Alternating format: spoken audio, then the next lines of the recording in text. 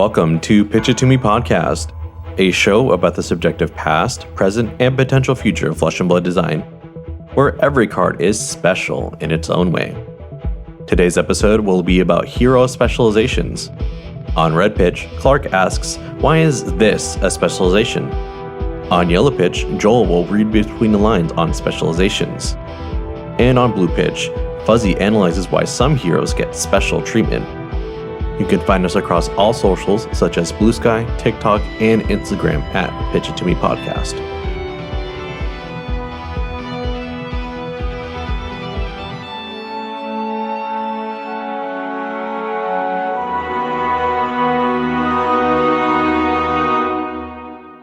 I'm Fuzzy. I'm Joel. And I am Sparta! And that's Clark. So this is our first banked episode, quote unquote, recorded in January and released whenever we feel like it being released. Probably the first time we got busy and didn't record an episode for this week. Yeah, we've discovered after a year and a half of being Flesh and Blood podcasters that sometimes there's a big event that us Flesh and Blood players want to go participate in, and that makes it hard to do Flesh and Blood podcasts. Or even like a wedding, or like a vacation, or like literally not podcasting every single week. So part of our 2025 New Year's resolution for the podcast has been like actually record some episodes in advance, so that way they're ready to go when we get them out, you know? Something we've talked about doing for a long time, and something we're hopefully actually doing now. So the farther away from January 4th you hear this, the better this has been in practice. For this episode, we wanted to return to a lot of the origin of why we started this podcast, talking about those base design elements that Flesh and Blood does differently and special from other TCGs. And so we sort of took a look at some of the fundamental design elements of the game, and one that we sort of never really talked about before, and I don't see a lot of people talking about, are hero specializations. So we dedicated an entire episode to it. Yeah, imagine you're making a trading card game, and you have to structure what cards are allowed in what decks. Specializations are key to that structure, to how Flesh and Blood works. So we can talk about an entire episode. So hero specializations are cards that only a named hero can use. For instance, Arclight Sentinel has Prism specialization so that only heroes named Prism can use that card. Yeah. It doesn't matter if they are the OG Prism or the new Prism. Either Prism hero, even though they have different card texts, are both Prism heroes, and therefore both can play Arclight Sentinel. Let's jump into my red pitch. Why is this a specialization? When we talk about why specific cards get the specialization treatment, it's a hard conversation because a lot of the times it barely matters that it's a specialization. A lot of the time, at least a lot of the time, it feels that way. Yeah, right? like in the example we brought up in turn 0, Prism's the only light illusionist, so she's the only one that can play Arclight Sentinel. Even though it says there on the card only Prism can play it, there's no other contenders. There's no other people that are like, dang, it says Prism specialization, so I can't use it. If anything, sorry. I was about to jump topics to Shiana for a second. Are we going to talk about Shiana at all? I think we at least have to mention her at some point, and it's going to be a tangent that completely derails the episode. I was about to do it on the first bullet point. It's going to extend the pitch by like 5 minutes. A lot of the times it barely matters. And then also when people use online deck builders like Fabrary, or they look at things like Fabric, it's only going to include the cards that you can play in your deck. So you don't think about the cards that like could have been playable if they didn't have this one line of text on it, right? Yeah. Like, is it worth it to think about playing Crippling Crush in Victor if you can never play Crippling Crush in Victor to begin with? Yeah, stop thinking about it. Yeah. Listener, stop thinking about Crippling Crush and Victor. But one thing that I believe specializations do is that they help create clear definitions of play patterns for heroes. Ellie Bird actually just put out a really great tweet in January where she said, like, one of the best things about Flesh and Blood is how invested people get into heroes and hero designs, and they become they identify with the hero designs. Specializations are all about helping define the hero and give them a unique mechanical identity that is just for them, that is special for them. And I think that's really important, right? Dory uses Dawnblade because a lot of Dory specializations say the word Dawnblade on them. I want to play Dory. So you go to the little search bar, you type in Dory, and you see cards that pop up that say Dory on it. And then some of those Dory cards say Dawnblade, and you go, oh, I should run Dawnblade. And Dory becomes the Dawnblade hero in that moment, right? It's a very clear linear way of saying this is the core identity of the hero and how we intend to build and play her. You can find other strategies, right? Hatchet's Dory is still strong, but Dawnblade is the identity for Dory. Yeah, and at the risk of bringing this up for every bullet point, there are also like counter examples. It's like specializations have a lot of ways they can be used, a lot of ways they can add to the game, even though they're like very hard structured way of organizing the game, you know? Like there's certainly specializations I can think of that do not give you a game plan you can build your plan around, you know? Oh yeah, like there are other ways that they have learned to use specializations, but I think that was especially how they designed early specializations. Sure. So it's a signal to players, play this card. This card is good. This card is for your hero. Play it. We designed it specifically for them. It is all special and neat and gift wrapped for them. So it's actually, I think, a really good idea that when you first start building a new hero, to look at what the specializations for that hero are and really start to get an idea of what is strong about this hero. What is this hero trying to do? Like plan A. Yes. But you're right, Fuzzy. There's lots of different reasons why things are made specializations. I think one of them is cycles. So something that I've noticed recently is that when they give a specialization in a way to one hero in a set, it's also given to other heroes in the set the same way. LSS really enjoys making these cycles and these patterns, and I love it too, right? Like my little ADHD brain goes, ooh, yes, pattern recognition. And I think that it's important for things to be a part of a cycle because it helps give them all a shared identity and it helps with set identity as well, right? A great example of this is in Heavy Hitters, all of the heroes got a uncommon headpiece specialization. Which was also kind of unique in and of itself because I don't think we saw specializations. Well, we had a couple rare ones from Monarch, right? Yes. Soul Harvest is a rare, and Herald of Judgment, I guess they all got one. Yeah, but they're not like equipment slots, I think is Right, what right. Clark is trying to get at. Yeah. Well, no. I mean, like, it's good, right? Like, but the point is that I see them regularly do cycles. I mean, even the Monarch one is a great shout to this, right? They all got a rare cycle of specialization cards. And so I think that is actually, is Bolton's a rare? V? Is V a specialization? Yeah. Yeah. So they like all got a rare specialization in Like there. when you have 3 kids, you have to give them all a Christmas present. Very much so. Yep. Going to the origin of the game, we can look at the Welcome to Wraith specializations and how they're all tutors. Actually, I'm so sorry.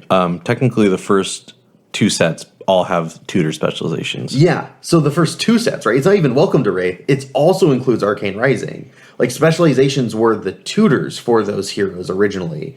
And it's interesting because we talked about tutors in an episode way back when in 2024. And we were like, yeah, so cool. Like, all the classes got a tutor. We didn't even talk about how all those tutors are technically hero specializations. I think that's really fascinating, right? The idea of creating these things in cycles is something that has been foundational to Flesh and Blood. Why do you guys think that is? Well, basically, my answer is 2 parts. One, because it's kind of cool. We love the patterns. You mentioned this before. I think literally it gives trading card players a little bit of a smiley face on the inside when they see that they recognize the pattern. They're like, oh, they all got one at rare, or they all got a funny hat. It's cute. Second to that, I think it's also about favoritism. Trading card players, especially in Flesh and Blood, get attached to their certain hero. So when a new hero, even if it's the first time they got seen in that set, right? They're excited to play with that card. If your hero didn't get one, you better believe that the other heroes didn't get one either, or else you're the kid who didn't get a Christmas present, even though everyone else did. Yeah. even in Heavy, a set where we talk about there being winners and losers in the hero releases, yeah, very much so. It's still the vein of like, well, everyone got a headpiece specialization. Where's my hat? Yeah. You don't want to be the guy without a hat. And interestingly enough, I think Victor got the worst hat, but that's because Victor also got the legendary shield Aura Magus. Yeah, he got a bonus spec. He is the favorite. He was the favorite from that set, but they made his shared specialization the worst. Well, did everyone get a specialization outside the headpiece? Because They all got a majestic specialization okay, yeah. as well. So maybe he's not like... Oh, no, his is legendary, right? Aura Magus is legendary, but then he also got the 4 cost that can sack a gold for the +3 and overpower Golden Sun. Man. So he also got Golden Sun. So he got 3 specializations. Everyone else in Heavy only got 2. But his headpiece specialization is objectively the worst. No one runs that fucking card. Like, I don't even think in Commoner people run that card. Maybe as a 2-block, but like, the effect is really bad. I would wager that Kasai or You would wager? I would wager Kasai or KO have some of the worst ones. Because what is Golden Glare? You block with 1 yellow card, get a gold. If you block with 2 yellows. Get a gold. You have to have 2 yellows in hand when you want to block with the headpiece as well. Yeah, that's pretty bad. It's pretty rough. Like I've seen Kasai's run the hood. I even in budget lists, I've never seen a Victor run Golden Glare. The last reason why I think LSS makes things specializations is because James White, in his infinite wisdom, said so. Like, I think there is something to be said for like a specialization being just for a specific hero of a specific name, and then when they LL, they may not want that strategy or that ability around anymore. And I think that is actually something that only really James knows. Like, I don't even think the rest of the dev team is really aware of the like 20-year plan that James White had when he first made this game. For me, it's less about power level, right? And it's more about saying, well, next time we print Light Warrior, we might want to build it around different mechanics, or we might want to shift the perspective. And this is me specifically thinking about what they just did in Rosetta with Briar, and how they then split Briar into an Earth Runeblade and a Lightning Runeblade, neither of them really existing in Briar's space, as it were, doing the same things that Briar did. Both of them feel very distinctly different, even though they were supposed to be the reprint, right? So I think specializations can be a way to say, well, here's this play pattern, and then in the future, if we return to it and don't go down that route, we can print other things for them. And this won't have to be a carryover or a holdover in that regard. We've never had one of the original 8 heroes LL, but there is a chance that when they LL, they print a different hero with a different name back into that slot. And it's important that they then don't get access to things like Lesson in Lava, Knock the Death Whistle, Become the Arknight. Those are really, really powerful effects that maybe they don't want on those future heroes. And while I was doing research for this, I found something out. In the release set, for every single CC hero, they have had a specialization. Every CC hero has been released with a specialization. Except Mistveil. What the fuck happened with Mistveil? Why did they not get any specializations? That's weird, right? Like, even Arachne in Dynasty got Regicide. Even Arachne got a specialization. What is going on in Mistveil? Yeah, I was thinking about that too, and one of the thoughts that came to mind was, I wonder if some specializations are like so obvious that they don't need to be specializations. And I'll talk a bit more about that in my pitch, but like all of them are very centered around the Sacred Art with like the Crouching Tiger, fucking Fang Strike and Slither specific to new, and Spectral Shields for Enigma. And I don't think Mystic is a class that they like necessarily have to return to in general, but I also think like we could see completely different classes because they share so many different cards in that same card pool. Like the Sacred Arts could just be like, they don't have to be specializations because there's no worry about using them in other classes in the future. Yeah, sure. I mean, the counter to that is that they've put specialization on things like that in the past, right? A lot of these talented heroes. Arclight Sentinel was the example we started this pitch off with. They would exist almost in the same space. And also, Joel, what you're suggesting, I don't think LSS would do because they've promised that every card will always be playable. They will always reprint something. So even if these 3 Mystic Heroes LL, they will print another Mystic Ninja Assassin Illusionist. I got there. I remembered. I don't know. I want to agree with what Joel is saying, that it's possible that they have no intention to ever return to the Mystic talent, at least for these specific classes. I could see it being like, it was really strong the last time we returned. It'll be really hard for us to honor that design space as we return again. And these heroes will always be playable in Living Legend, I think one thing that's true now that wasn't true in the past is that Living Legend has a lot more players on it. It has a lot more presence in the community. So it's a lot more reasonable to say, your collection is not useless. You just have to go play a different format. We know you invested in this hero. You love this hero. You want to play this hero, but you can't anymore. Well, you can still go to Living Legend. You don't have to wait for your hero to be reprinted again because it might not happen. I think that could be a reasonable shift in their stance. For my last point here, I think that certain cards are also specializations because it allows them to print cards for specific formats. This was most apparent with Young Heroes, and when they first printed Young Heroes with specializations. These are our Benjis, our KO Berserker Runt. These are our Kasai, right? They've since printed Adult Heroes, I think, because they looked at that print strategy of Young Only Heroes and didn't like it. And they saw a big push from the community to bring those heroes into CC, so they did. But it's caused problems. Twice now, we've had LSS confirm that they wanted to give a hero design a different name, but couldn't because of the specialization that they had.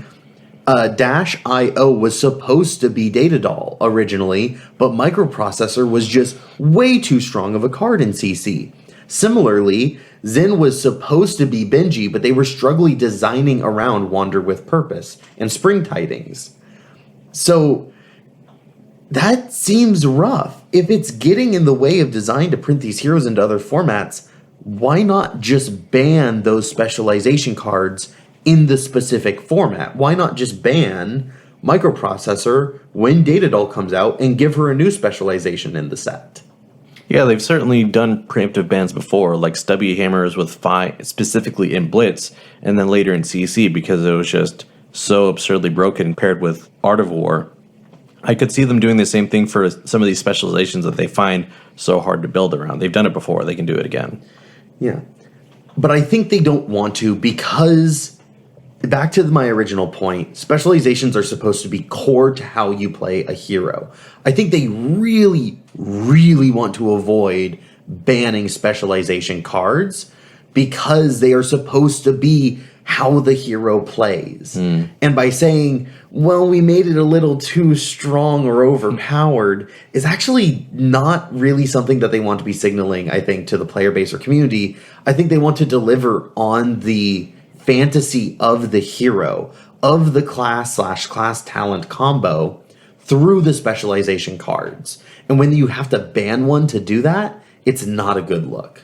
So I think LSS is really going to have to struggle to get their adult Datadol and their adult Benji into CC while still maintaining these cards that they designed to only be good when everyone has 20 life. But if they're able to figure it out, then I think that the game will be healthier and better for it because these specializations didn't get banned.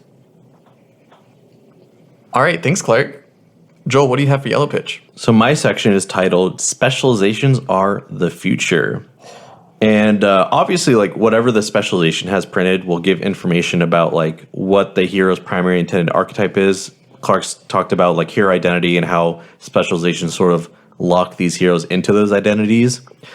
But what I find interesting about specialization is what they don't tell you, what's not on the card, and what archetype they're maybe saving for another hero down the line or in the same talent / or in the same talent / class combo. And my first example is Lumina Ascension with Bolton. And it got me thinking because I've heard a lot of discourse about like Bolton's being held back specifically because of Lumina Ascension, and it should just be banned along with like Beacon of Victory, which is not a spec, but just a good card.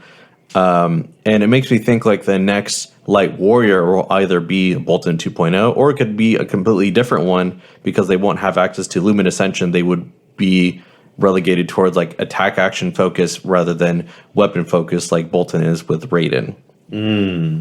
Yeah, I would love to see a future where there's another Light Warrior printed and we get to see the interplay between the new Light Warrior as well as what old support Bolton can get from the new set, kind of like how we're seeing with Florian and Aurora right now, and Viserai, you know? Like Viserai getting the extra support. It feels like not only have we had 4 new heroes, but also we get to have extra play with the previous ones.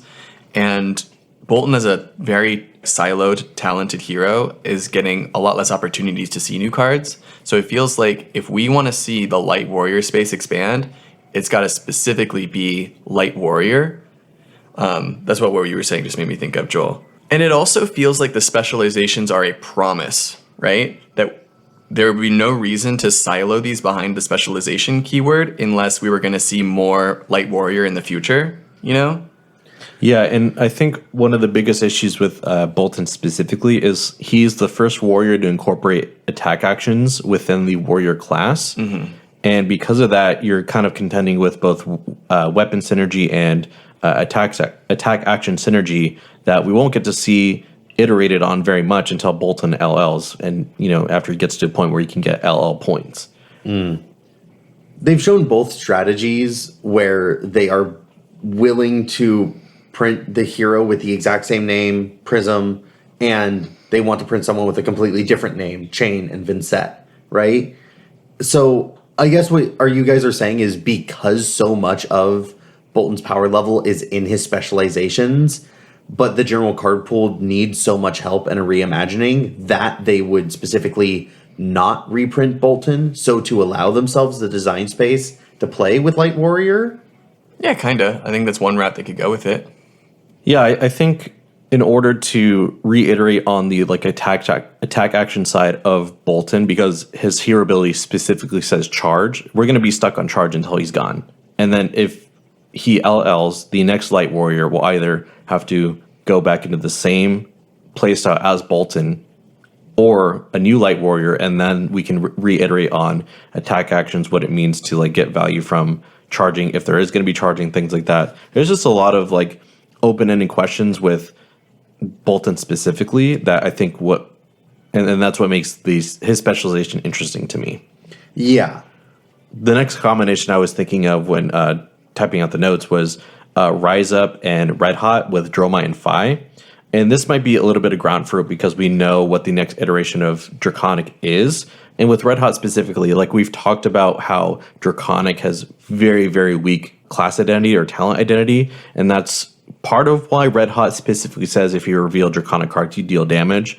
Conversely with, is it Rise Up? Rise Up. Does Phoenix Flames? Does Phoenix Flames. Okay.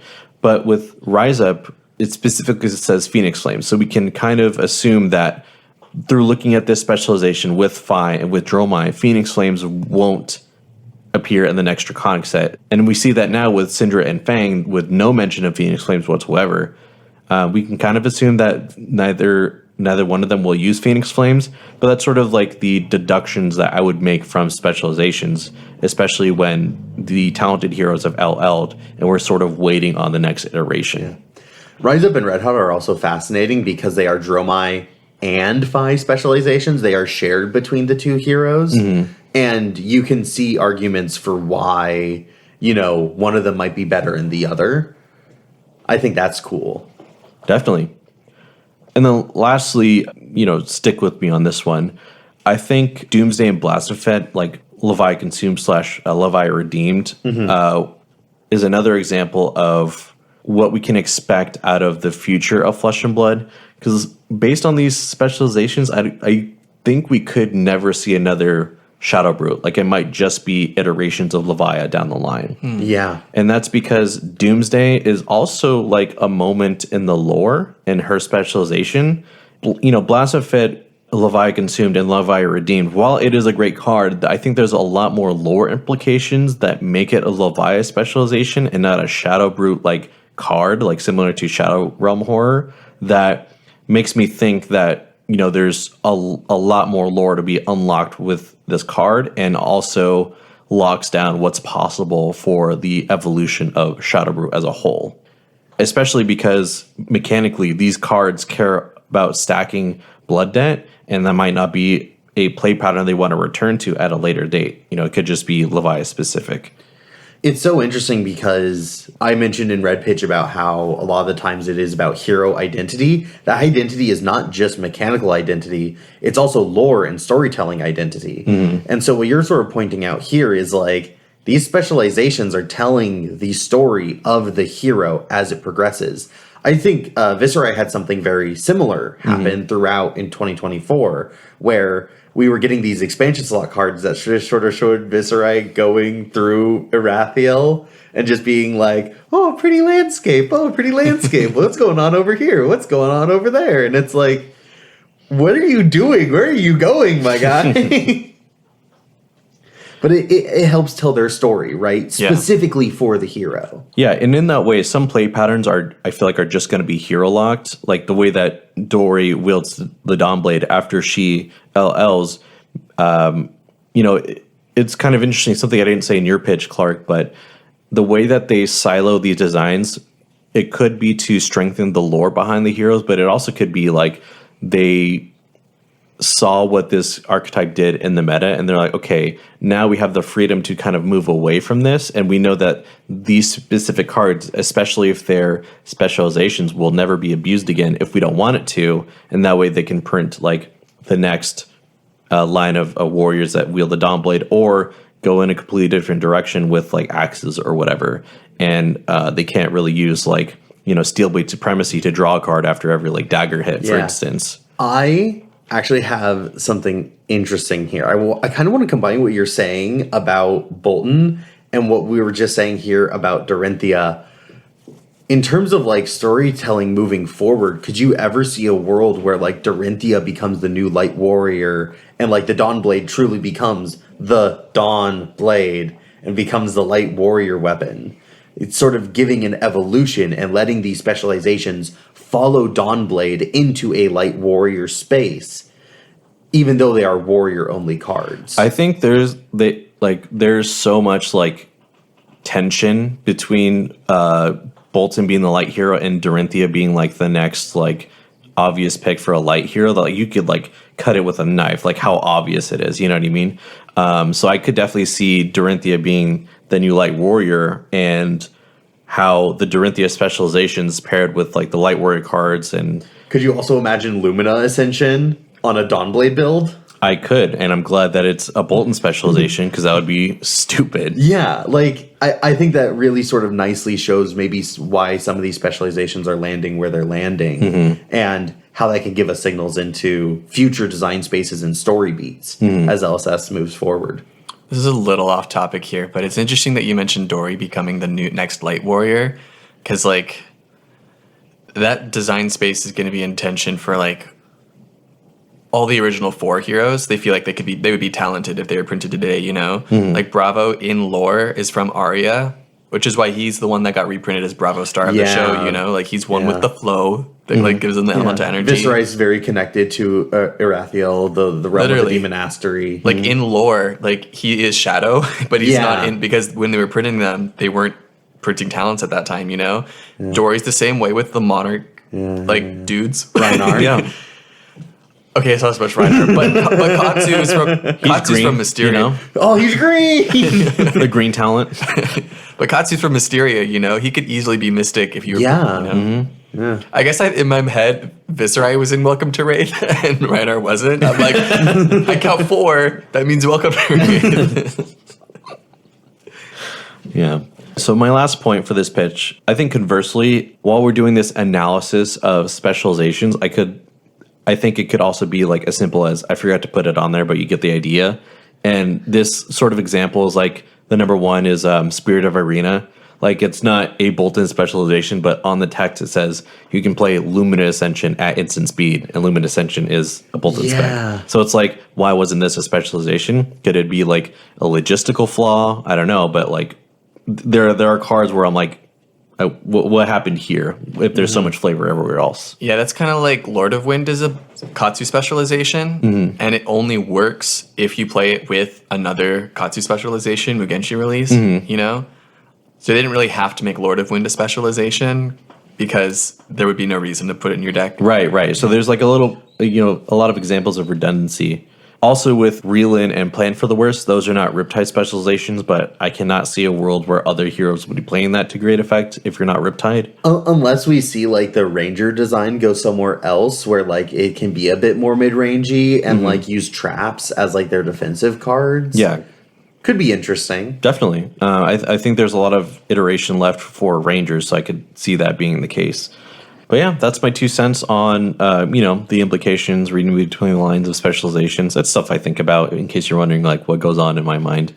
I thought that your pitch was really fun, Joel, because it pretends that we can understand what LSS is thinking based on, like, which cards are made specializations or not. Because really, I don't think we have that much of a clue. Like, who knows what they're going to print in the future? I think it's whatever they want. If we're getting another Ninja Assassin set, like, right after Outsiders, like, they can print whatever they want, you know? Absolutely, yeah. One last thing that I do want to mention for your pitch, Joel, is I think it's really cool that specializations can kind of tell us the future of the hero and like if they'll stay a certain way or if they'll change or where they might change to whilst keeping a certain core identity. Because like at the end of my pitch, I sort of brought up Benji and Data Doll. It was almost an afterthought. It was like the last thought I had while doing the notes. But it does tell us what would these heroes look like in CC? Sort of similarly to how we could have looked at how Blood on Her Hands works mechanically, and that could have given us a very strong idea of what Kasai looks like in CC, and it did, the idea of like building up money and then sacrificing it for power. Sure, they went for the gold route rather than the copper route, but it's the same general playstyle of building a resource to sacrifice for power turns. Yeah, I'm glad you brought that up because I actually disagree. I think they thought copper generation was too strong, so they added, well, and this is like my tinfoil hat theory, really, but I think they thought that copper generation in CC was too powerful because of Blood on Her Hands, and for that reason, they decided to change the lore and make it gold-oriented so that there was like still this quest to get copper because it was very easy in Blitz, and I could very easily see that card being broken in CC. But still a similar play pattern. So maybe if now we're looking at Benji and Data Doll and what they might look like, okay, this card needs to be legal and useful, but maybe in just a different way than what might be expected. Right? Yeah, I too am excited for Crucible 2.0. Yeah. Or actually, no, 3.0, because technically Everfest was like 2.0. Anyways. But yeah, that's my pitch. Do we want to go to blue, maybe? All right, so for blue pitch today, I want to talk about why some heroes have more specializations than others, and I'm going to link it to a theory about the original 8 heroes in the game and why they're still here. And why they're some of LSS's favorites. Okay.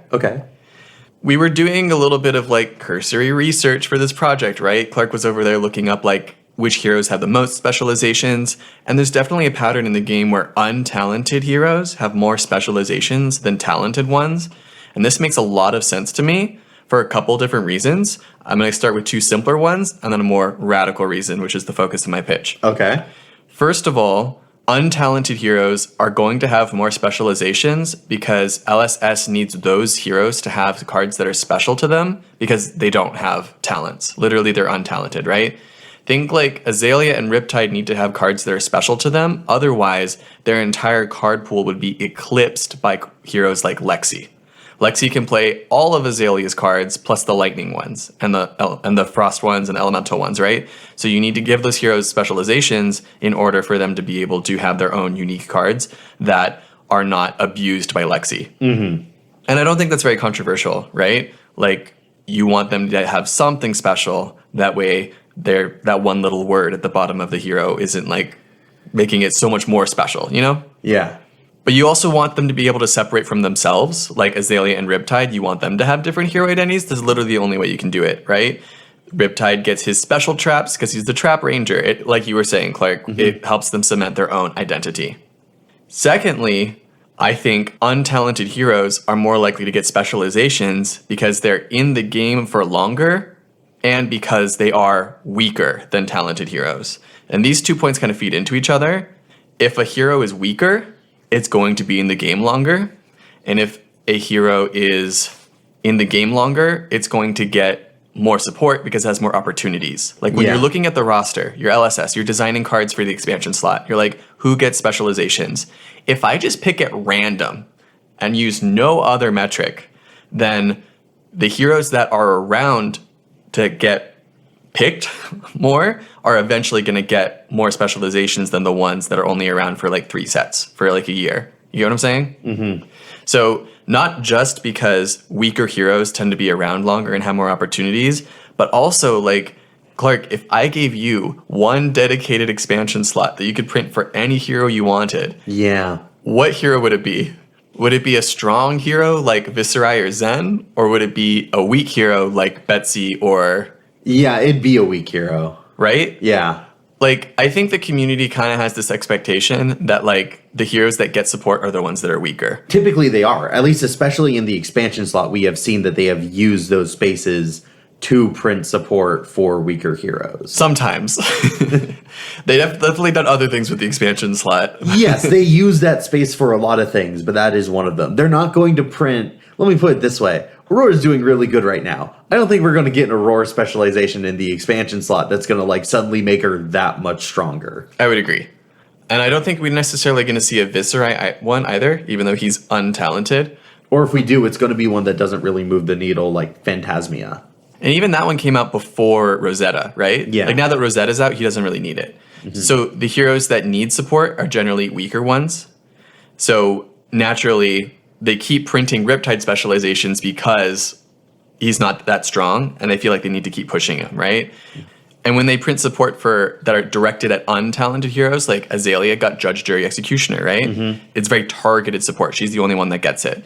You have to be specific with untalented heroes because otherwise the talented people are going to eat up all the support as well. Yes. I think one thing that's really dangerous here is if, like, they reprint a hero before an older, weaker version has LL'd, and now that hero is really left in the dust. I say this because Arachne Marionette could be pretty good in the Hunted set and could end up doing very well, and then Arachne Huntsman really has no way of getting any support. Yeah. Like, you can't print an Arachne specialization card anymore to support Arachne Huntsman, because that will also just seek to benefit Arachne Marionette. Yeah. When they're in the game at the same time. This is a tangent, but it's a good one. Specializations can no longer be that way of directing support. I could see a world in the far future where they do want to direct support specifically at Arachne Huntsman, so they rework how specializations work. They could literally make an Arachne Huntsman specialization, which is kind of a little bit of a messy way of doing it, but it would get what they wanted if they wanted to specifically target for a specific iteration of a hero. Mm-hmm. The thing that I really want to talk about for my pitch is that I think there's another reason why older heroes especially are getting more specializations, and that's because I think they provide a backbone for the game that LSS doesn't necessarily want to go anywhere. And when they keep printing specializations for these heroes, it's to keep them interesting and fun and relevant, even though these heroes aren't seeing huge competitive results. Fuzzy, that's not what's written here in the notes. Right. In my notes, I said old heroes are kind of bad on purpose. Whoa! Because we've established that, like, the heroes that are getting specializations are the ones that are generally weaker, partially because they simply don't have talents. And talented heroes, I think, are generally stronger. But also, like, okay, look, LSS has made a game that has a 1 foot in, 1 foot out rotation system. They are half-assing the rotation, and it's in the name of doing something unique and cool and interesting for the game. And I like the rotation system, but I think we can agree that, like, they're trying to have their cake and eat it too. They want a game that's interesting and changes regularly, so people are always looking to, like, it's constantly evolving, right? But also your cards are worth something and their value is static. They want a dynamic experience that still has that like static foothold for people to grasp onto. That's a really challenging thing to do. And so far, I think they're doing a pretty good job of it. And one of the big reasons that I think it works is they have these original 8 heroes that are reliable and have been in the game for the entire duration of it, right? We just hit our 5-year anniversary. We have heroes that have been legal for those 5 years without getting enough living legend points in order to leave the game. So when a hero is really good, it rotates out. Mm-hmm. Not every player wants to play a hero that is going to win every event. And sometimes they want heroes that are going to stick around for a while. But a player is never going to look at you and say, I want a hero that's going to lose games. Yeah. All of the original 8 are able to provide you a gameplay experience that is approachable. They have a game plan that's easy to follow. You don't have to worry about talents, something that a newer player can understand, while it's still being challenging enough for them to be interested in the game and get a lot out of it. Mm-hmm. But they also hit a sweet spot for power. If these heroes were too strong, then this fundamental like backbone of the game would no longer be there, and the whole game would feel more volatile. If they were weaker, then there'd be a lot less interest in playing them at all, right? Mm-hmm. Like, who wants to bring Betsy to an event right now where Betsy doesn't have a strong identity, she doesn't get to win any results, so it doesn't make any sense to play her when you could rather play like Victor or Bravo even. At least Bravo has a pretty strong identity, some really cool specializations that you can be attached to, and a big part of how these heroes exist in that fundamental space in the game is these specializations. They have really strong identities because you have these specialization cards, Crippling Crush. What's the Reinhardt spec? Alpha Rampage? Alpha Rampage, right. Like, these specializations are strong enough to lead you to want to play the hero. They tell you what the hero is supposed to be doing. I also kind of feel like every time we get a new one, it's like an advertisement to direct players back to these original 8, reconceptualize them, and help them stay relevant in the meta over and over again. Mm-hmm. I get what you're saying with the like half in, half out, but I don't know how invested LSS are in being like, these heroes will never LL. Like, if you went to a Q&A and asked any of the devs, do you want Katsu to LL? They'd be like, if he's strong enough and the players perform well enough on him, sure. Like, I don't think that LSS is really designing their game around making certain heroes LL or not making them LL. I don't think that's what they're trying to go for when they designed the game, but I do think that when they designed the first 2 sets, you're right in saying that they really wanted to provide this like restrained, simple, yet with depth and complexity in the designs, and they put a ton of effort into that. And that's resulted in, once they started maybe getting a little bit more loosey-goosey with these talented heroes, and they started letting themselves print more powerful cards because, it won't affect those guys over there, so it's okay. It'll just be this one hero. Mm-hmm. Once that started leaking in, it became clear that they were getting outpaced by the rest of the field. And I guess part of my pitch here is that I see Viceroy going very soon. I see Dash, IE going very, very soon. Mm-hmm. Just grab a couple of wins at a ProQuest, grab a couple of wins at RTN, and she's gone. Yeah, she doesn't need a big win. Yeah, she's already, Dash Inventor Extraordinaire is already at 940 out of 1,000. She is like the closest to Elling out of all the heroes in the game right now. But also that would make her the first untalented hero to hit Living Legend, you know? Yeah. And I think Viceroy might overtake her, might have already overtaken her, right? They're both right there. They either just need the last couple of wins or the one big win to get them there. Mm-hmm. And Kano isn't close enough. Yeah. Pack your AB, folks. It's part of the system, right? Like, all heroes hit Living Legend eventually. That's part of the promise, you know? Mm-hmm. But I think having those heroes in particular take so long has been beneficial to the game up until this point, you know? Yeah, because now we're dealing with the hero blow.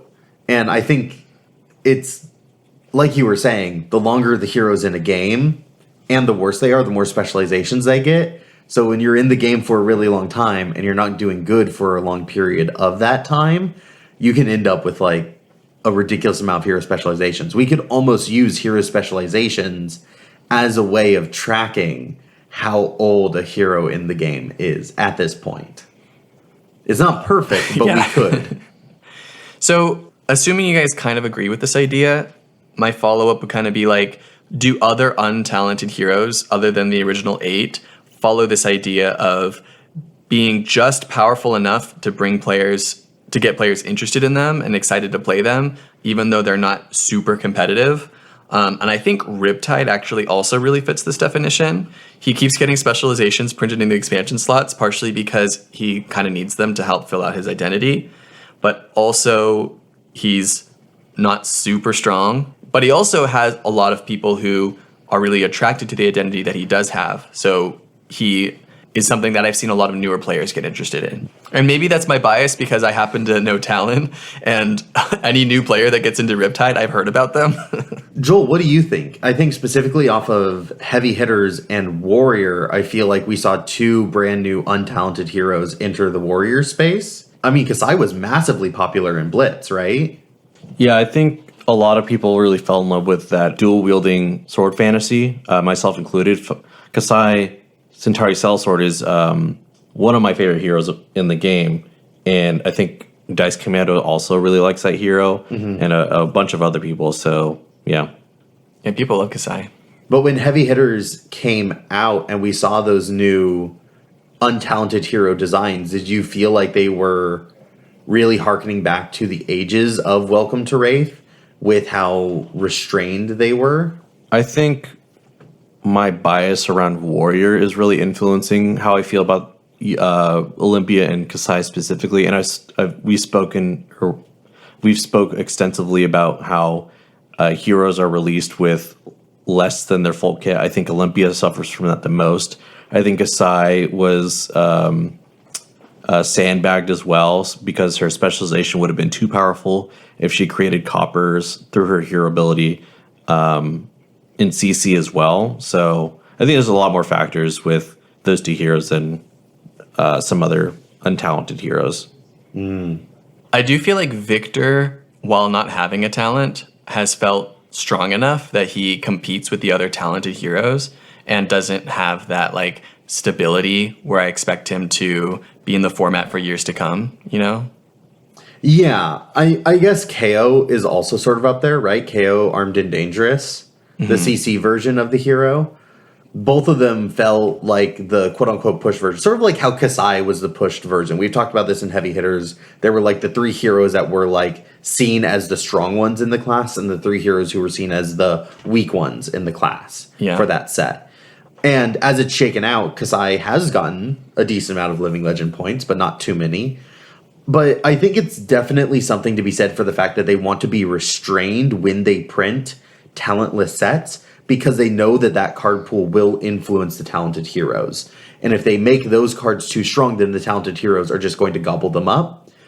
But I think that that's a bit of a weird heuristic to take, because we've seen in Rosetta how a lot of the brand new Runeblade cards actually did way more for Viserai than they ever did for Aurora or Florian. I think if they actually just get better at siloing talented designs from untalented designs, then it's going to get a lot healthier. I think that's all I got for Blue Pitch. Do you guys want to move on to Arsenal Zone? Yeah. The Arsenal Zone is the part of our podcast where we talk about cards we love, cards we hate, cards we love to hate, or cards that just kind of exist. Joel, why don't you start us off? I actually want to change mine. I'm sorry. So the card that I want to talk about for the Arsenal Zone is Banksy, which is Max's only specialization, which I think is stupid. That's crazy. Yeah, I love the idea of signature weapons, but I don't like the idea of your signature weapon being your only specialization. To me, it just feels lazy. Bright Lights in general, I have a lot of issues with, but Banksy is just one of those cards where it's really cool, and I think they could have really iterated it upon that cranking design for Max specifically, because it seems like Dash.io this time is the item hero and the crank hero. So in the future, I really would like some more Max cards. That's probably the only way I would ever approach Mechanologist in the future, just because Banksy's a cool card. Great card. I remember picking up a cold foil Banksy off you for like a little cheap. Not like super cheap. I think it was still like $20-$30, but like I was like, ooh, I got a good deal on this. One of these days, Banksy's gonna be a good card. Yeah, I know we're trying to shout out Banksy and not just dunk on Max, but I think it's kind of funny that like the card that I associate the most with Max right now is Nitro Mechanoid, which has Dash on the art. Yeah, right. It's also interesting. Symbiosis Shot is a Dash specialization. Banksy is a Max specialization, but the Evo weapon is not. Teklo Leveler? A Teklo. Yeah, Teklo Leveler is not a Teklo Boston specialization. His specialization in the set was Singularity. Yeah. Whack. It's funny because Teklo has the best identity out of all the mechanologists, but the worst playability. And I think those go hand in hand. yeah, definitely. Yeah. Because he's so specific as to what he wants to do, you know? Yeah. You got to do Evos. It's really, really cool, though. I ultimately really like Banksy as a card. It's a good shout. Yeah. But that's it for me. How about y'all? For my card, I chose Angelic Wrath. After the Tome of Divinity ban, Prism sort of fell by the wayside, but we have a lot of Prism mains at our locals and people who like playing Prism. And they've started running this card, and I hate this card. Oh, this card's so annoying. This card annoys me so much. I also just am not a big fan of instants that pump power because, like, they're just not attack reactions, but they're played exactly like attack reactions. That bothers me somewhere deep down inside. And it's a yellow for 3. And it's a yellow for That's bullshit. 3. Yeah, like it's really, really strong. And it's just, I'm just like, what? But I blocked. But I did the thing. And it's always on Herald of Triumph or fucking Herald of I've been Erudition. blown out so many times by this card. I think it's a surprisingly solid card. I think even as Prism grows and gets support again, Ew. I think this card may stick around just because it's actually really efficient, especially into heroes who don't have a lot of poppers. Yeah, that whole sentence just ruined my day. Yeah, like a Runeblade meta. Yeah. Oh, yeah, that one's even worse than the previous sentence. Prism's been pretty solid into a Runeblade meta where we don't have a lot of 6s. The card Angelic Wrath really doubles down on the, like, have popper or die. Yeah. Because, like, if you pop it, Angelic Wrath isn't going to do shit, you know? Yeah. We should get an Azuri that, as a D-react, can swap a blocking card with a blocking card. Surprise Phantasm. Yeah, so it's like I'm blocking 3. Oh, Phantasm! Get fucked. All right, so the card that I'm going to shout out today is Ticket Puncher. It's the card from Heavy Hitters. It's the arms piece that gives you extra block depending on the number of opponents you have with more life. Like That was a fun little cycle. like a bloodied oval and all that shit. Yeah. Ticket Puncher is the arms piece, and I think it's my favorite name out of the cycle because, you know, when you imagine a ticket puncher, it's like a little machine you press, like a hole punch, right? Yeah. And you just hit your little ticket. But the art is a guy raising his fist in the air. He's like literally punching something. Not a ticket. Right. Like Or imagine, maybe he's punching your ticket to sleep. Okay. or he's punching your face, which is the proverbial ticket. Yeah. Ooh. So Sort of like, not my face, it's my meal ticket kind of thing. it's a funny name to me. Anyway. Yeah. I'm doing a good job of selling the comedy of this. So I like this cycle of cards because it's something that is playable in a 1v1 game of Limited, and it is also extra cool in a UPF game of Limited. And it's an example of like how they're able to design a multi-purpose card, not even just for like Limited versus Constructed, but like multiple different Limited formats in the same set. And that's really elegant and hard to do. So props to LSS for that. Even if the design like would never be played in Constructed, I think it's a cool design for Limited. I mean, bloodied oval is like surprisingly playable. Yeah. Oh yeah? Yeah. One of yeah. these days, I want to sit down as a guardian at a UPF table and just flip over the entire suite and just watch the players be like, if we kill him, we like have to gang up on him, right? Like we have to be like, okay, now's the turn. Everyone go for it. And I'm also hoping that tomorrow we get to play UPF Heavy Hitters. We're all going to draft. I haven't decided what format yet, but that's the one that I'm hoping for. No one's told me no yet, except Joel. That was a staunch no. Yeah. So that's my card, and I brought one to sign. One for you and one for you. Thank you, Fuzzy. Thank you guys for potting with me. Thanks. Yeah, this was fun. I liked returning to the sort of OG design sort of episodes that we did at the very beginning. We have a few more that we're hopefully recording soon. They'll be released throughout the month. So look forward to it. So stay tuned. Bye-bye, everyone. Until next time, guys. Bye.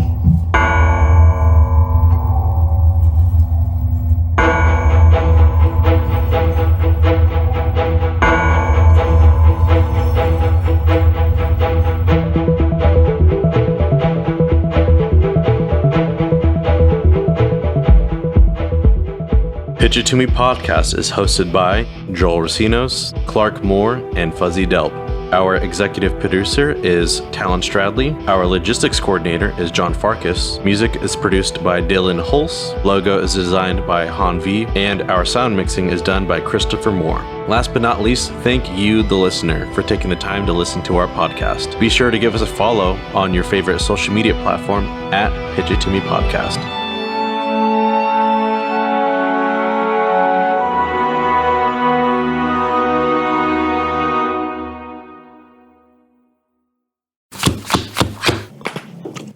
That was a good one. That was co-wispy. Our listeners just cringed right now. It was that good. No, dude, they fucking love that They're shit. like, yeah. That was a good Outtakes. cringe. Yeah. It was a good cringe. Yeah. Yeah. That's not a cringe. That's just like It's like, ooh. it's like just above a sneeze, right? It's like if a sneeze is like an eighth of an orgasm, that was like a sixth. It was like an exerted A sixth grimace. is more than an eighth. You said above a sneeze? Yeah. Yeah. Okay. That lines up. That lines up. I know how fractions work, Fuzzy. I heard it wrong. I'm glad someone on this podcast does.